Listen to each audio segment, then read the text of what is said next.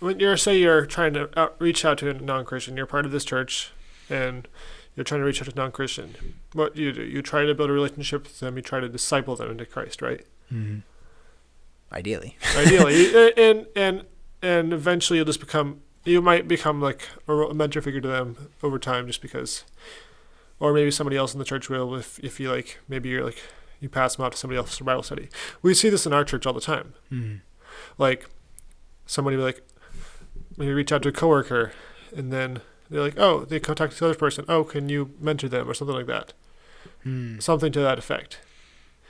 But we view kids that have their parents already come to church as being Christians already.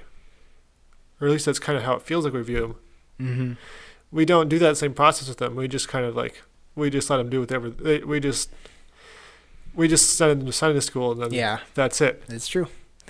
We should, I think the solution to this is we should start viewing kids as non-Christians effectively. Yeah. And we have to reach out to them the same way, because just because they've absorbed... Kids need mentors too. Just because they've absorbed the base level of, like, just because they've been at church and absorbed stuff does not mean that they've been taught. Yeah, that's a good point. Hey, thanks for watching. This clip came from an episode of our podcast, which we will have a link in the description below for you to watch the full thing, see more discussion about this topic and other topics.